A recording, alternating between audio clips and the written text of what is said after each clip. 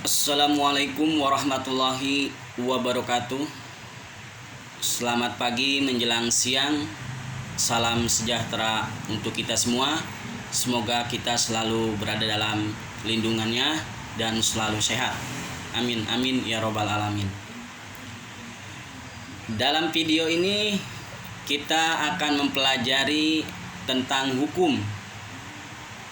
Jadi yang mau belajar hukum bisa disimak, bisa didengarkan, dan bisa dipahami. Pada dasarnya manusia ataupun makhluk Tuhan ingin bebas. Jadi bebas melakukan apa saja, melakukan hal-hal yang dia inginkan, melakukan hal-hal yang dia harapkan. Tapi kalau diberikan kebebasan, maka akan berbenturan, maka akan terjadi kekacauan di wilayah kita masing-masing. Maka dari itu adanya hukum. Karena negara kita adalah negara Indonesia.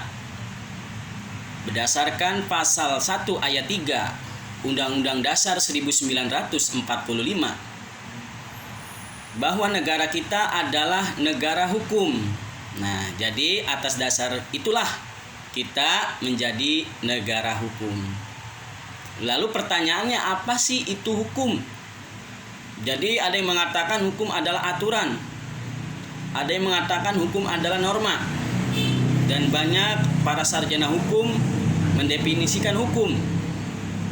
Tapi dikesimpulkan atau disamaratakan, maka ada kesimpulan mengatakan bahwa hukum adalah kumpulan peraturan yang dibuat oleh pemerintah yang berisi perintah dan larangan dipatuhi oleh semua orang.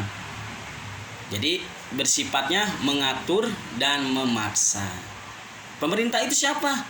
Pemerintah itu bersama DPR dan Presiden membentuk suatu peraturan. Itulah menjadi peraturan hukum. Karena DPR mewakili rakyat Indonesia, dia membuat undang-undang. Nah, maka terbentuklah hukum. Jadi sampai di situ dipahami. Itu adalah definisi daripada hukum. Jadi hukum digolongkan. Ada yang dinamakan hukum berbentuk, berdasarkan bentuk, berdasarkan fungsi, berdasarkan waktu, berdasarkan isi, berdasarkan pribadi, berdasarkan wujud, dan berdasarkan sifatnya. Dari penjelasan tersebut sebaiknya disimak, semoga bisa bermanfaat. Jadi seperti itu ya.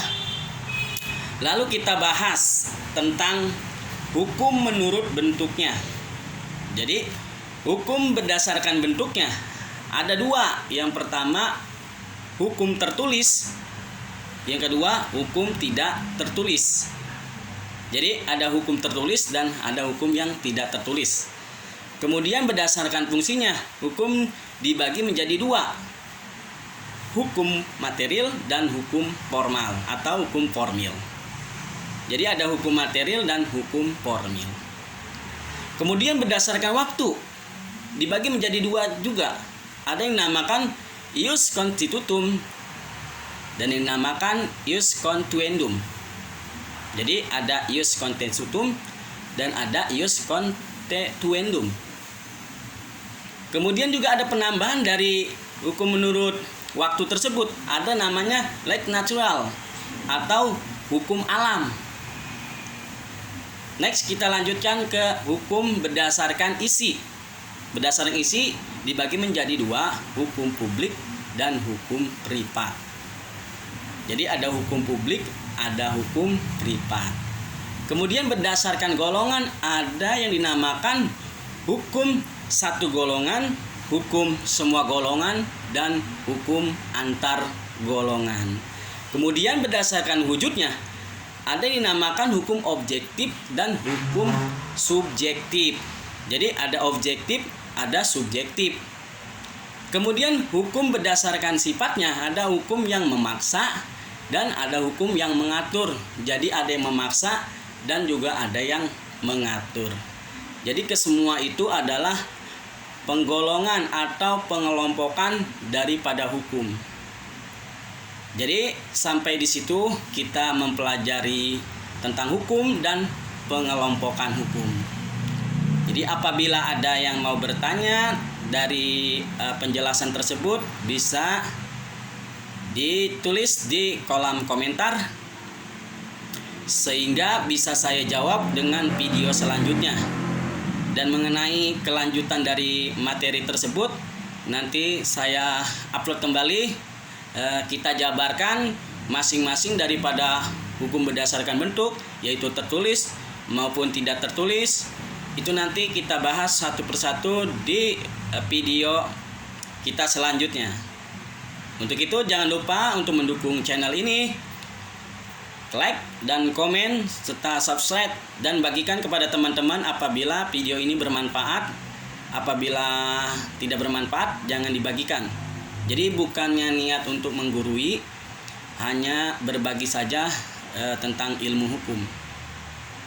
Terima kasih, sampai jumpa di video selanjutnya. Bye bye.